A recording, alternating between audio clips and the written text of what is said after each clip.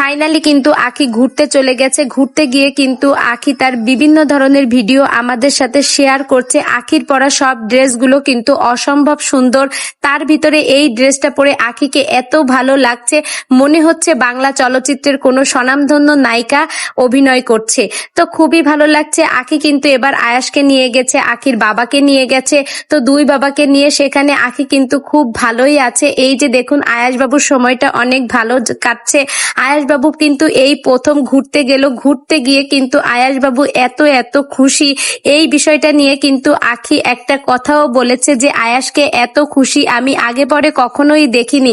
যাক, আখি খুব ভালোই আছে। ওখানে রিয়াকে নিয়ে আখি এনজয় করছে। তারপরে তার আখির ছোট বাবা বড় বাবা দুই বাবাই পাশে রয়েছে।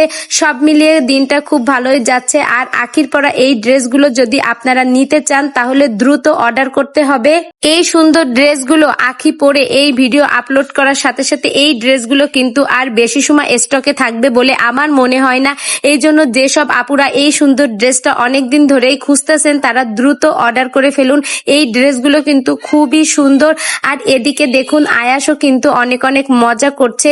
তো আখি কিন্তু সব দিক থেকেই অনেক মজা করছে। এবার আখির বেড়াতে যাওয়াটা কিন্তু অনেক সুন্দরই হলো। আখি হুটহাট ঘুরতে যায়, এটা দেখতে আমার কাছে যেমন ভালো লাগে হয়তো আপনাদের কাছেও অনেক ভালো লাগে।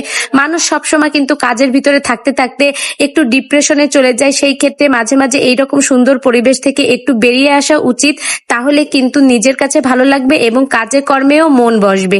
তো বন্ধুরা, আখির এই ভিডিওটি আপনাদের কাছে কেমন লাগলো? যদি ভালো লেগে থাকে অবশ্যই একটা লাইক করে আমার সঙ্গেই থাকবেন। আর আপনারাও এইরকম সুন্দর জায়গা থেকে ঘুরে আসবেন, তাহলে ভালো লাগবে, মনটা ফ্রেশ হবে এবং আপনি প্রতিদিনের কাজও সুন্দর মতো করতে পারবেন।